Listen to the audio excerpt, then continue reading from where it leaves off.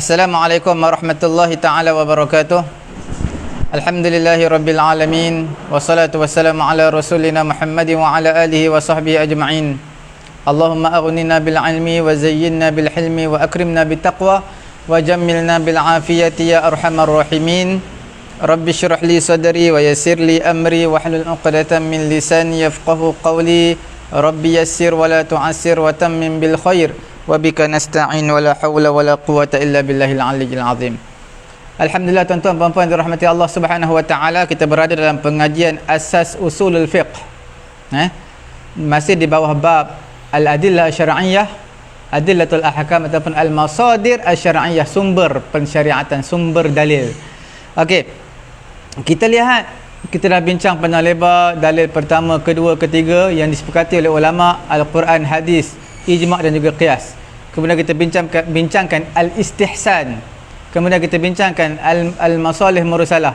Kemudian kita bincangkan juga dalam bab uruf. Dan insya-Allah selepas ni kita akan masuk sebelum ni juga kita bincangkan sadduz dzara'i'. Selepas ni kita akan masuk syar'u man qablana, pensyariatan umat sebelum daripada kita boleh dijadikan dalil ataupun tidak.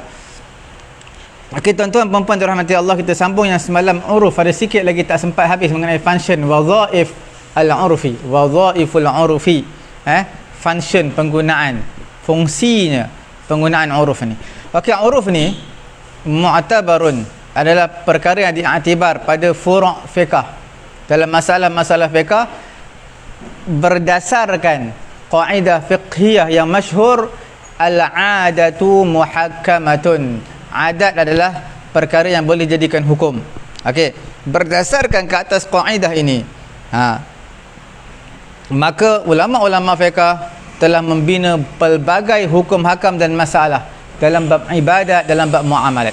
Okey, uruf yang mu'tabar, uruf itu adalah di'atibar, diambil kira pada tafsir alfaz. Apa itu tafsir alfaz? Iaitu dalam menafsirkan lafaz-lafaz. Sama ada lafaz ini ia diambil kira, lafaz ni datang dalam nas ataupun bukan selain daripada nas. Tutup tingkap pintu.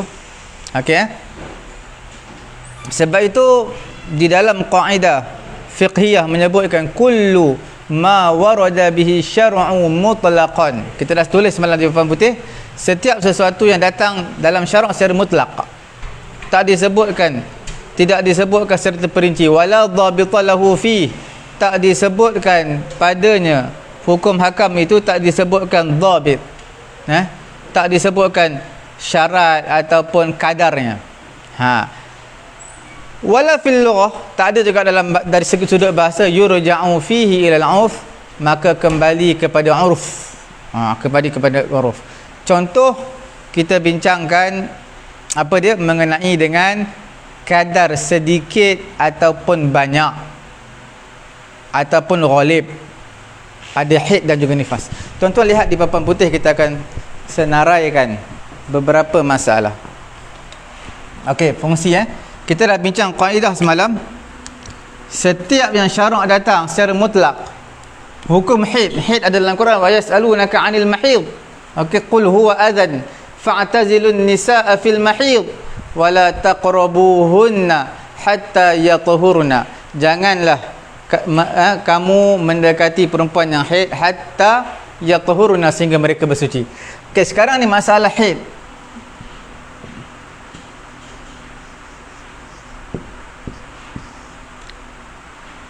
Apa masalahnya? Kadar haid. Aksar paling banyak, aqal paling sedikit, kemudian ghalib kebiasaannya berapa hari. Tuan-tuan, di dalam hadis Quran tak cerita tu berapakah darah haid, berapa harikah darah haid paling banyak, sebulan, 15 hari, 40 hari, 100 hari. Berapakah paling sedikit darah haid akan keluar? secara ghalib kebiasaannya. Ini berdasarkan uruf istiqra'. Imam Syafi'i rahimahullahu taala menyatakan berdasarkan kajian uruf, menyatakan apa? Paling banyak adalah 15 hari. Kalau hari yang ke-16 keluar lagi darah, bukan haid, dipanggil istihadah, darah fasid. Paling kurang 1 hari 1 malam. Kalau keluar darah 2 jam 3 jam je, lepas tu tak ada dah, itu bukan haid. Keluar 12 hari 12 jam je, itu bukan haid. Ghaliban 7 hari 7 malam secara ghalib kebiasaan. Macam mana angka ni menjadi ukuran paling banyak, paling sedikit dan sedang, sederhana? Ini semua berdasarkan istiqra', kajian dan juga uruf. Inilah diambil daripada hukum apa dipanggil al-urf.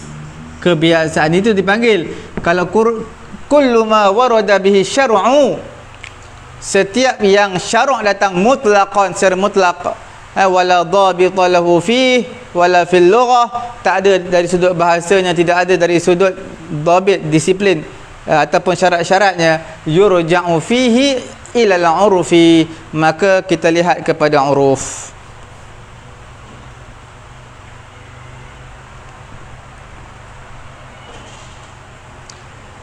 Okey, kemudian kita lihat pula masalah yang berikut yang sudut darah. Ini darah haid, ini darah yang biasa, darah manusia, darah biasa. Darah, nak tahu darah yang ma'fu anhu, al-ma'fu. Ma'fu'an. Apa ma'fu'an? Yang dimaafkan. Darah dimaafkan, darah apa? Darah sedikit, qalil, sedikit.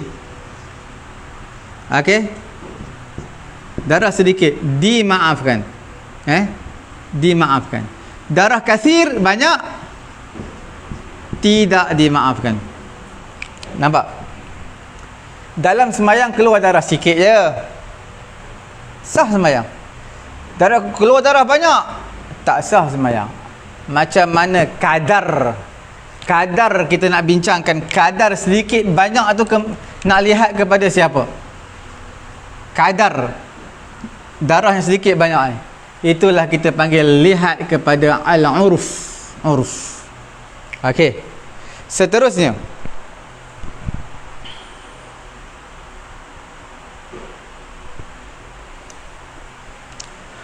potong tangan. Hukum apa potong tangan? Qata'ul yad bagi pencuri, qata'ul yad, qata'ul yadi, potong tangan bagi si pencuri. Dia hendaklah al-masruq, benda yang dicuri tu hendaklah berapa kadarnya. Al-masruq tu fi hirs, dalam tempat yang elok lah, tempat tersimpan elok, bukan letak tepi jalan dia hilang. Itu memang tak, siapa suruh tak tepi jalan? Salah orang yang mempunyai harta lah. Tapi harta ni tersimpan elok fil hirzi, dalam al-masud, tempat yang terpelihara. Cuma kita nak tahu masalahnya, harta yang dalam simpanan ni, dalam tempat yang tersimpan elok ni, peti besi contohnya, berapakah kadarnya? Kadar tu kita nak tahu. Itu yang menjadi ukuran untuk dipotong tangan seseorang mencuri. Okey? Kalau dia curi berapa ringgit? Dia curi RM50 je. RM50. Tak dipotong tangan. Sebab apa? Tak cukup lagi rubu' dinar, 1/4 dinar. Tapi kalau dia curi RM500, itu memang dah lebih daripada rubu' dinar lah. Itu dah lebih rubu'nya, kena potong tangan. Ukuran harta tu berapa banyak yang dicuri yang melayakkan untuk dia dipotong tangan. Itulah kita panggil kadar harta yang dicuri. Itu adalah bergantung kepada uruf. Sebab tu setiap mazhab Syafi'i rubu' dinar 1/4, mazhab Hanafi lain. Jadi itu semua adalah bergantung. Sebab apa berbeza-beza? Sebab bergantung kepada al-urfu, al-uruf. Nampak? Itu sebagai sumber dalil kita yang kita nak bincang pada hari ini. Semua perkara-perkara ni, kadar darah yang keluar berapa hari. Kadar darah itu dimaafkan ataupun tidak. Kadar harta yang dicuri itu layak untuk dipotong tangan ataupun tidak. Itu tidak dicerangkan di dalam Quran dan juga hadis. Semuanya merujuk kepada yurja'u ilal urufi, merujuk kepada uruf. Okey.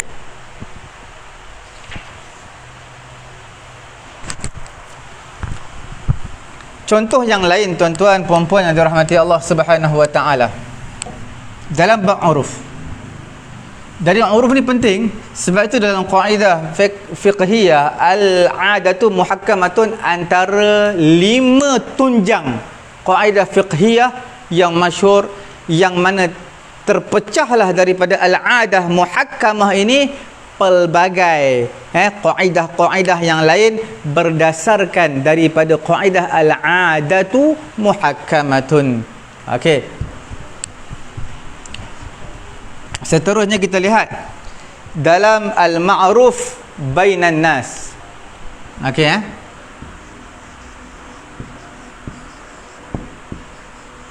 perkara yang masyhur lah, yang dah tahu, ma'ruf bainan nas, benda yang dah familiar, yang dah biasa dah di kalangan manusia. Okey. Al-ma'ruf bainan nas. Walaupun dia tak sebut dalam akad. Ni al-ma'ruf bainan nas fil aqdi, dalam akad. Walaupun tak sebut dalam akad, tapi manusia dah tahu dah. Sebab itu benda yang tak disebut dalam akad tapi dia seolah-olah syarat, tak disebutkan dalam akad, kata syaratnya seperti ni, tetapi benda tersebut telah pun ma'ruf, telah pun diketahui ramai.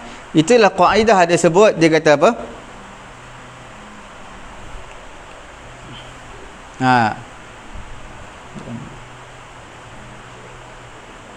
Al-ma'ruf 'urfan kal masyru' syaratan. Nampak? Kaedah yang masyhur, al-'urfu al-ma'ruf 'urfan.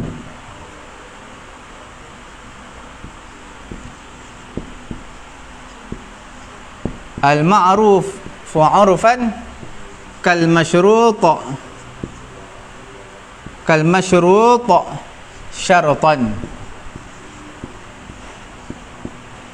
Okey. Tuan-tuan boleh nampak?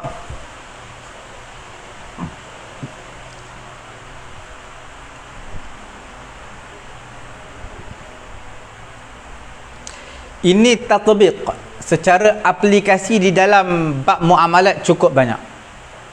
Cukup banyak, tuan-tuan buka dalam fiqhul muamalat, cukup banyak. Al-ma'rufu 'urfan kal masyruti syaratan. Apa dia tu? Al-ma'ruf 'urfan,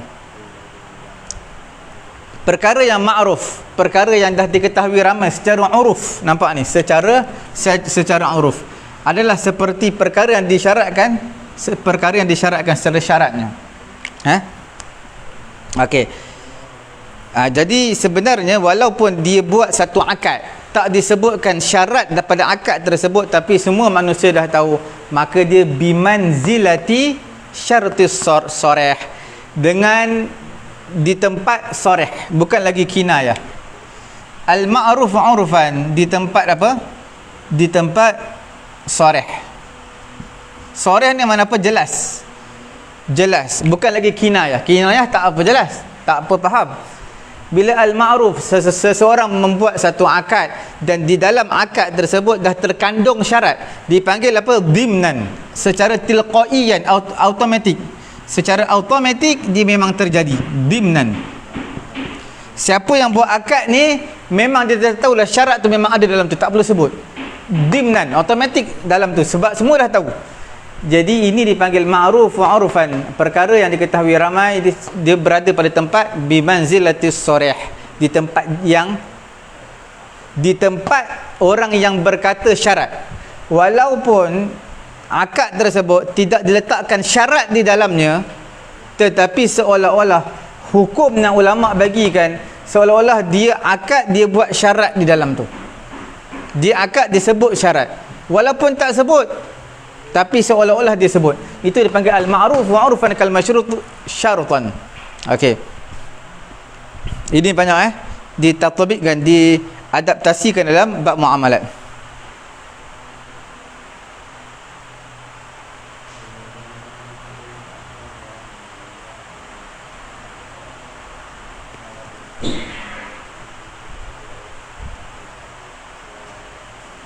Contoh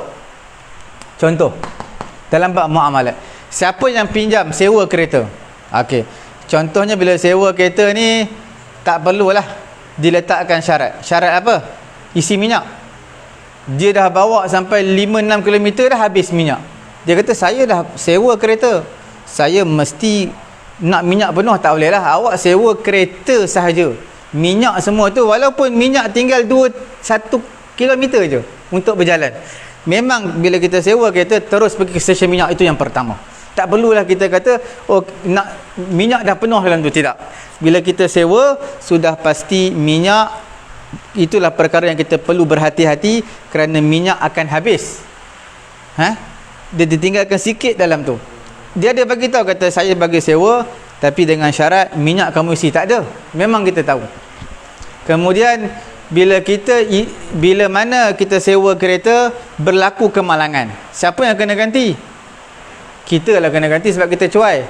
Nampak? Tu tak disebut dalam akad. Memang semua dah tahu, siapa bawa kereta dia pergi langgar lampu isyarat, dia lah kena bayar. Takkanlah tuan yang sewa kereta tu kena bayar. Nampak Itu semua tak perlu sebut. Semua dah tahu siapa sewa kereta, dia yang masuk dalam longkang bawa kereta, tiba-tiba orang yang bagi sewa kena bayar. Tak mungkin. Tak perlu sebut dalam syarat, itu semua manusia dah tahu. Okey, itu kita panggil al-ma'luf urfan. Al-ma'ruf urfan. Nah, ma'luf ataupun ma'ruf urfan, secara uruf semua dah tahu. Kemudian bila mana kita sewa rumah. Bila kita sewa rumah, sudah pastilah kena bayar dulu. Itu perkara biasa, tak perlulah tuan rumah nak minta sewa dulu. Kita kata saya nak sewa kondominium ni, sebulan berapa, kita bayar baru duduk. Kadang-kadang kena bayar sekali deposit. Duit deposit tu kena bayar. Untuk apa tu? Takut-takut dia tak bayar bil elektrik, tak bayar bil air, bil api dia lari. Jadi deposit tu kena bayar. Okey, tuan-tuan, sekarang ni adakah kita bila kita nak sewa satu rumah, tuan rumah kita duduklah? Takkan, kita kena bayar lah baru tuan rumah tahu dia ni ada kesungguhan nak duduk. Kalau dia kata saya nak sewa, setahun je kat saya nak sewa, tapi tak sewa-sewa. Nampak? Jadi nampak macam nak sewa tapi tak confirm lagi. Tapi bila mana dia kata saya nak sewa, bayar duit, nampak? Itu secara uruf, al-ma'ruf urfan kal masyrut syaratan. Itu makna dia nak sewa. Okey? Dia nak sewa bila dia bayar.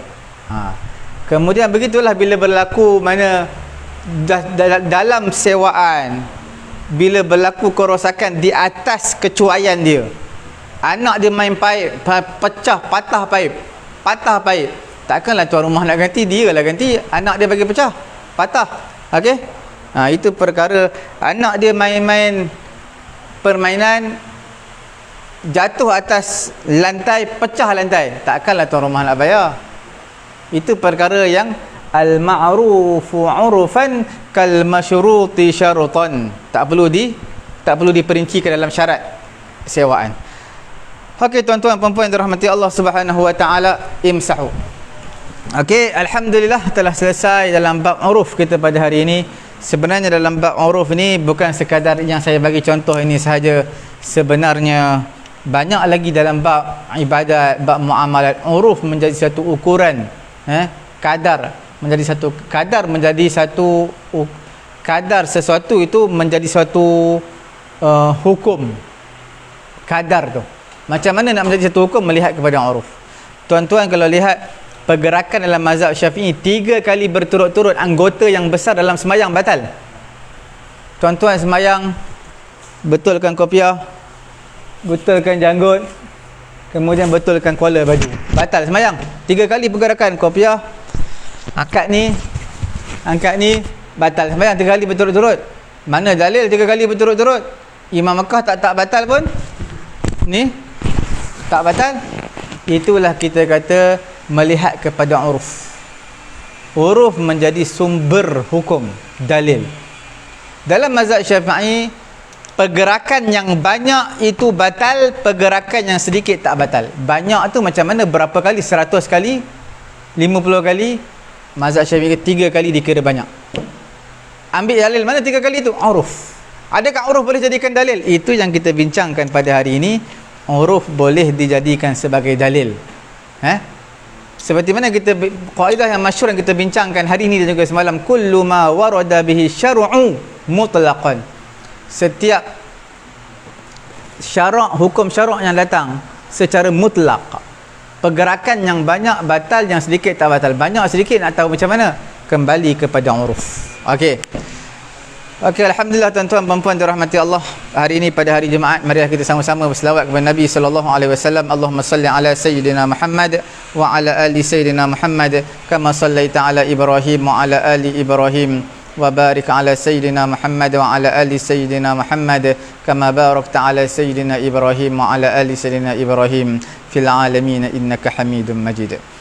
Dalil yang ke-9 yang kita nak bincangkan pada hari ini iaitu syar'u man qablana. Syariat umat sebelum kita. Boleh tak dijadikan syariat kita sebagai dalil? Sebelum kita masuk lebih panjang, seperti mana tuan-tuan sedia maklum, yang pertama sekali kita perlu tahu definisi. Apakah definisi syar'u man qablana? Okey Okey, alhamdulillah tuan-tuan puan-puan yang dirahmati Allah. Syar'u man qablana, pensyariatan umat sebelum kita. Syariat-syariat, hukum hakam yang Allah Ta'ala turunkan ke atas Nabi kita, yang Allah Ta'ala berikan kepada Nabi kita, kepada Rasul kita, pensyariatan dan juga hukum hakam yang Allah Ta'ala berikan kepada Nabi-Nabi, Rasul-Rasul sebelum Nabi SAW. Pensyariatan kepada Nabi Musa, pensyariatan kepada Nabi Isa. Adakah pensyariatan kepada Nabi-Nabi terdahulu adalah juga syariat kepada umat Nabi SAW? Okey, itu definisi dari sudut bahasanya. Okey, kita lihat itu makna syar'u man qablana.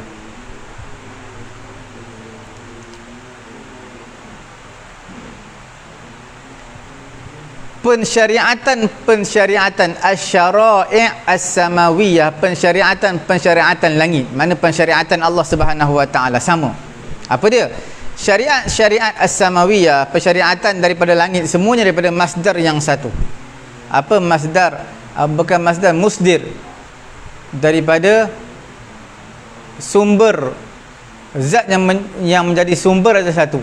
Siapa yang memberi pensyariatan? Allah. Okey. Dalam bab usul, bab tauhid akidah, tidak ada perbezaan. Okey. Contoh macam mana? Seperti mana beriman kepada Allah, beriman kepada hari kebangkitan, beriman kepada syurga neraka, beriman kepada qada dan qadar. Itu masalah usul. Masalah usul memang tidak ada khilaf di kalangan ulama. Sama. Sebab itu Allah Subhanahu wa taala berfirman dalam surah Asy-Syura ayat ke-13. Syara'a lakum minad dini ma wassa bihi Nuhan walladzi auhayna ilaika wa ma wassayna bihi Ibrahim wa Musa wa Isa an aqimud dina wa la tatafarraqu fihi kabura 'alal musyrikina ma tad'uuhum ilaih Allahu yajtabi ilaihi man yasha' wa yahdi ilaihi man yunib. Syara'a lakum minad din. Okey, Allah Taala mensyariatkan kepada kamu agama ni, ma wasa bihi, apa yang Taala wajibkan kepada Nabi Nuh, dan juga wallazi auhayna, nabi yang kami wahyukan kepada kamu, dan juga wahyu yang telah kami wahyukan kepada kamu wahai Muhammad. dan apa yang telah kami wahyukan kepada Nabi Ibrahim, Nabi Musa, Nabi Isa, an aqimuddin, dirikan agama, wala tatafarraqu fi, jangan kamu berpecah dengan sebab agama. Ini dalam masalah usul, bukan masalah fiqh, bukan masalah cabang furu', masalah usul. Makna tetap Allah Tuhan yang satu, okey, kemudian beriman kepada neraka, syurga, hari kebangkitan, hari kiamat, semua itu adalah perkara usul. Cuma yang menjadi perbezaan ulama-ulama, mereka adalah ikhtilaf asy-syara'i' fil furu'. Pada masalah furu', pensyariatan furu' itu ulama berbeza pendapat. Pensyariatan as-samawiyah, pensyariatan langit, pensyariatan daripada Allah, kadang-kadang berbeza pada hukum-hukum furu' dengan sebab berbezanya masa, berbezanya zaman, environment berbeza, culture berbeza, masa berbeza. Nampak jadi kadang-kadang sesuatu hukum hanya untuk umat tertentu. Contoh, sebahagian perkara ini adalah haram ke atas satu umat kerana sebabnya sekian. Tapi untuk yang lain tak haram. Seperti mana Allah Subhanahu Wa Taala pernah mengharamkan kepada orang Yahudi sebahagian haiwan. Ada haiwan-haiwan yang mana halal, Allah Taala haramkan kepada orang Yahudi. Allah Taala sebut dalam suratul An'am ayat 146, wa 'alal ladzina hadu harramna kulli dhufur wa minal baqari wal ghanami harramna 'alaihim shuhumahuma illa ma hamalat zuhuruhuma awil hawaya aw makhtalata bi'azmin dhalika jazainahum bibaghihim wa inna lasadiqun. Ke atas orang-orang Yahudi kami haramkan setiap binatang yang mempunyai kuku, dan juga daripada lembu, kambing. Kami haramkan ke atas mereka lemak kambing, lemak lembu, tak dibenarkan. Illa ma hamalat zuhuruhuma, apa yang sedikit dari yang tertempel di bahagian belakang. Okey, benda-benda ni lembu, kambing tak haram tau, tapi untuk orang Yahudi haram. Nampak tak? Adakah kita muta'abbadun, iaitu diwajibkan untuk ta'abbudi, ikut je dengan furu' umat sebelum daripada kita? Mereka diharamkan apa dia? Diharamkan setiap binatang yang mempunyai kuku. Kita pun diharamkan juga. Adakah begitu? Sebenarnya tidak. Umat yang terdahulu itu mereka punya, kita punya. Itu sudut definisi lah tentang kita nak faham apa itu syar'u man qablana. Okey, tuan-tuan puan-puan dirahmati Allah, kita sekarang nak bincangkan dalam bab yang kedua, iaitu anwa'. InsyaAllah kita akan habiskan juga pada hari ini insyaAllah ta'ala dalam bab apa, iaitu kita panggil dalam bab yang kita bincang pada hari ini, syar'u man qablana. Kita bincangkan iaitu anwa'. Okey, kita lihat dia warna putih.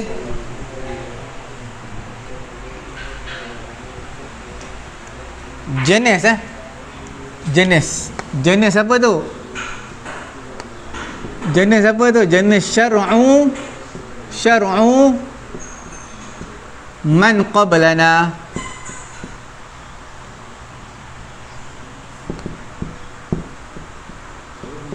Pensyariatan umat sebelum kita.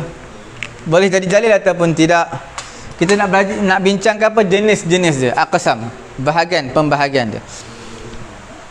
Okey, tuan-tuan puan-puan yang dirahmati Allah Subhanahu Wa Taala, kita lihat yang pertama, hukum hakam yang Allah Taala ceritakan kepada kita, kepada Rasul kita. Hukum hakam pensyariatan umat terdahulu. Wa qamad dalil fi syari'atina ala annaha masyru'atan lana fala khilafa bainal ulama fi annaha syar'an lana illa anna taklifa syari'a lana biha laysa imtidadan litaklif as-sabiq. Okey,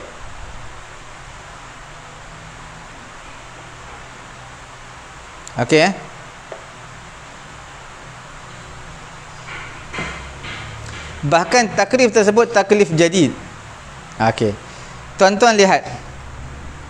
Perkara yang pertama, umat yang terdahulu, umat as-sabiqah. Umat as-sabiqah. Apa as-sabiqah? Yang telah terdahulu. Mereka disyariatkan. Bagi kita umat Muhammadiyah, kita ada dalil yang menyatakan kita juga disyariatkan. Nampak jelas? Ada dalil. Umat terdahulu memang disyariatkan. Kita pun disyariatkan bukan kerana syariat terdahulu, kerana ada dalil yang menunjukkan kena buat seperti mana syariat terdahulu. Dan dipanggil taklif ini adalah dipanggil taklif jadid. Taklif apa? Jadid. Taklif yang baru. Mana khitab yang Allah Ta'ala katakan, contoh, ya ayyuhalladzina amanu kutiba alaikumus siyamu kama kutiba alal ladzina min qablikum la'allakum tattaqun. Wahai orang beriman, kutiba alaikumus siyam, difardukan kepada kamu berpuasa, kama kutiba alal ladzina min qablikum, seperti mana telah difardukan, diwajibkan kepada umat sebelum daripada kamu. Nampak?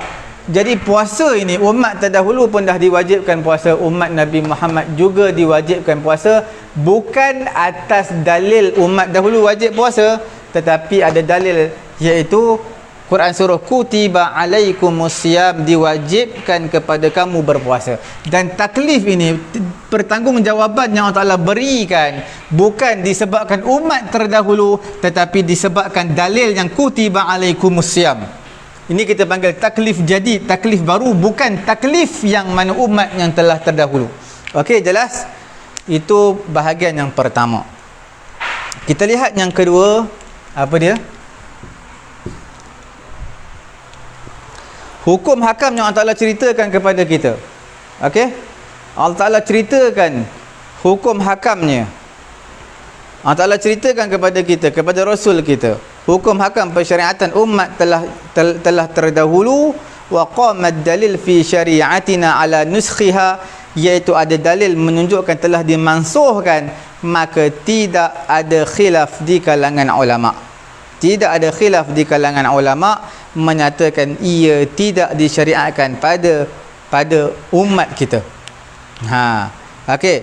Contoh, tuan-tuan boleh refer dalam suratul An'am ayat 145 146. Qul la ajidu fima uhiya ilayya muharraman ala ta'imin yat'amuhu illa an yakuna maitah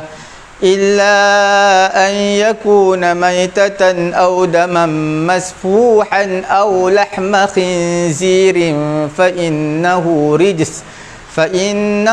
رجس أو فسقا أهل لغير الله به فمن اضطر غير باغ ولا عاد فإن ربك غفور رحيم وعلى الذين هادوا حرمنا كل ذي ظفر ومن البقر والغنم حرمنا عليهم شحومهما إلا ما حملت ظهورهما أو الحوايا أو ما اختلط بعظم ذلك جزيناهم ببغيهم وإنا لصادقون. Ini untuk umat Yahudi, bangsa Yahudi yang kita bincang, kata diharamkan dia lembu, kambing, kemudian binatang yang berkuku, diharamkan untuk mereka tetapi tidak untuk kita. Ini untuk umat as-sabiqah, umat al-ummah as-sabiqah, al-ummah as-sabiqah, umat yang telah terdahulu, dari al-ummah al-muhammadiyah. Okey, al-muhammadiyah. Okey, tuan-tuan puan-puan dirahmati Allah Subhanahu wa taala, umat terdahulu disyariatkan hukum hakam, disyariatkan, diharamkan mereka binatang ini.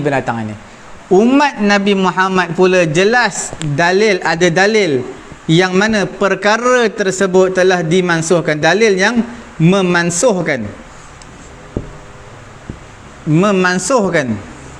okey, memansuhkan hukum umat yang telah terdahulu. Maka bila mana berlaku seperti ini, maka la khilaf, tidak ada khilaf di kalangan ulama. Tak ada khilaf apa? Benda ini memang tidak disyariatkan kepada umat Nabi Muhammad kerana ada dalil yang memansuhkan hukum umat telah terdahulu. Contoh dia saya bacakan tadi mengenai binatang yang diharamkan untuk orang Yahudi. Ini pun la khilaf, tidak ada khilaf di kalangan ulama. Ini pun sama, tak ada khilaf. Ini tidak ada khilaf di kalangan ulama bila ada dalil wajib beramal dengan taklif yang jadid.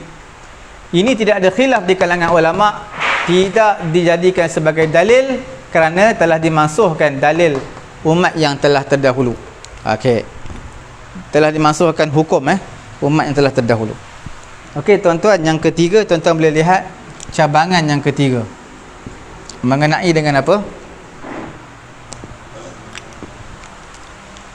Hukum hakam yang Allah Ta'ala tak ceritakan dekat kita dalam kitab Allah Ta'ala, tak cerita juga kepada Rasul. Dan dia hukum pensyariatan umat yang telah terdahulu, ini juga tidak ada khilaf di kalangan ulama, dia tidak disyariatkan pada kita. Okey. Masalah ketiga ni untuk umat yang telah terdahulu. Untuk umat yang telah terdahulu tak ada. Okey. Untuk umat Muhammadiyah memang tak ada juga, samalah. Okey. Itu tak ada kemusykilan. Sebab apa? Allah Taala tak pernah cerita pun kepada Nabi, kepada Rasul, kepada Nabi SAW, tak pernah cerita pun tentang hukum hakam yang telah terdahulu. Ada ataupun tidak. Okey. Mungkin hukum hakam tu ada, tapi tak pernah Allah Ta'ala ceritakan dalam Quran. Maka itu tak ada khilaf di kalangan ulama, dia juga tidak disyariatkan kepada kita. Nombor 4. Ini mudahlah, dah zaman tak cerita dalam Quran, habis cerita lah. Okey, apa nak panjang-panjang cerita. Okey. Yang keempat. Nampak jelas tulisan? Tulisan jelas? Yang keempat, hukum hakam yang Allah Ta'ala ceritakan. Allah Ta'ala jelaskan kepada Rasulullah Ta'ala, Rasulullah, hukum hakam umat, pensyariatan umat telah terdahulu. Dan sedangkan tak datang dalam syariat kita apa yang menunjukkan perkara tersebut disyariatkan kepada kita seperti mana disyariatkan kepada umat sebelum daripada kita. Ataupun tidak juga ada dalil yang menunjukkan perkara tersebut telah dimansuhkan min ghairi iqrarin wala inkarin, dan juga tidak ada pensyariatan yang menunjukkan ia min ghairi iqrar wala inkar. Tak ada pun dalam kitab Allah menunjukkan perkara ni iqrar, mengakui betul. Tidak ada juga yang mengingkari benda ni salah. Wa innama sakata anha, Quran diam daripada menyebut perkara tersebut. Syariat umat terdahulu ada, umat kita Quran tak sebut apa-apa, ingkar pun tak, iqrar pun tak, apa pun tak, diam, tak sebut apa-apa. Nak kata mansuh pun Quran tak sebut mansuh. Jadi untuk benda ini menjadi khilaf di kalangan ulama. Khilaf. Apa dia? Contoh dulu dalam suratul Maidah ayat 45. Wa katabna alaihim fiha annan nafsa bin nafsi wal 'aina bil 'aini wal anfa bil anfi wal udhuna bil udhuni was sinna bis sinni wal juruha qisas. Okey. Kami fardukan kepada mereka orang Yahudi fiha annan nafsa, jiwa dibalas jiwa, hukuman qisas. Mata dibalas mata. Kalau seseorang tu membutakan mata seseorang, dibutakan matanya balik. Okey. Lagi apa lagi? Wal anfa bil anfi, hidung dibalas dengan hidung. Telinga dibalas dengan telinga. Gigi dibalas dengan gigi. Okey. hukum-hukum qisas yang datang dalam Quran ini, dalam surah Al-Maidah ayat 45 ni, sebenarnya berlaku dia hukum untuk Bani Israel, bukan untuk kita. Dan tak datang pun apa yang menunjukkan ke atas keingkaran, yang menunjukkan Quran kata jangan ikut seperti orang Yahudi dalam bab qisas ni. Quran tak sebut jangan, Quran tak sebut juga ikutlah orang Yahudi pada bab qisas, tak ada sebut. Okey. Jadi bila mana tak ada sebut, jadi jenis yang keempat ini adalah menjadi khilaf di kalangan ulama, menjadi buah mulut, menjadi ijtihad di kalangan ulama. Adakah ia boleh dijadikan dalil, adakah ia boleh diamalkan ataupun tidak. Okey, kita lihat untuk yang keempat ini, jumhur di kalangan Al-Hanafiyah dan juga Malikiyah dan juga Hanabilah. Jumhur tiga mazhab, Al-Hanafiyah wal Malikiyah wal Hanabilah dan juga ba'du Syafi'iyah, sebahagian ulama Syafi'i menyatakan apa? Ia boleh dijadikan sebagai hujjah. Dia boleh jadikan sebagai apa? Sebagai hujjah. Jelas dan kita boleh menganggap ia hukum pensyariatan ke atas bangsa Yahudi itu satu juzuk, satu bahagian daripada pensyariatan kita. Selagi mana diceritakan dalam Quran kepada kita dan tidak datang dalam pensyariatan kita sesuatu yang memansuhkan hukum ini, hukum qisas. Jumhur tiga mazhab dan sebahagian mazhab Syafi'i menyatakan dalam bab qisas ini untuk orang Yahudi, tetapi bila mana kita jadikan syar'u man qablana dalam bab yang keempat ini, dia adalah sebagai satu hujjah dengan syarat. Syarat apa ya? Dengan syarat apa? Syaratnya tidak ada sesuatu pun dalil yang memansuhkan hukum umat terdahulu, iaitu Bani Israel ini. Okey. Mereka juga ada beberapa dalil. Mereka berhujahkan beberapa dalil. Yang pertamanya dalil daripada surah Al-An'am ayat ke-90. Wa tilka hujjatuna atainaha Ibrahim ala qaumih. Itulah hujjah kita yang mana kita telah datangkannya hujjah tersebut kepada Nabi Ibrahim kepada kaumnya. Sehinggalah fa bihudahu muqtadih. Hidayat mereka kamu ikutlah. Ikutlah. Okey, dengan petunjuk mereka kamu ikutlah. Nampak? Makna hujjah yang diberikan Nabi Ibrahim kepada kaumnya, maka Quran sebut apa? Fa bihudahu muqtadih, dengan hidayat petunjuk mereka itu kamu ikutlah. Bila ikutlah, mana syariat umat terdahulu menjadi satu bahagian daripada hukum untuk syariat umat Muhammadiyah. Surah An-Nahl ayat 123. Thumma awhayna ilaika an ittabi' millata Ibrahim hanifa. Nampak tak? Kemudian kami wahyukan kepada kamu, wahai Muhammad, ikutlah millah Ibrahim hanifan. Ikut. Jadi Al-Quran wahyukan kepada Nabi Muhammad, ikutlah millah Nabi Ibrahim. Millah Nabi Ibrahim itu umat Nabi yang telah terdahulu. Okey, itu sebagai dalil dalil yang menyokong dia sebagai satu hujjah. Cuma sebahagian ulama, majoriti ulama Syafi'i menyatakan ia bukanlah pensyariatan. Jumhur Asy-Syafi'iyah menyatakan tak boleh dijadikan sebagai hujjah. Okey, jelas tak boleh dijadikan sebagai hujjah. Okey, zahirnya tuan-tuan boleh lihat apa dia?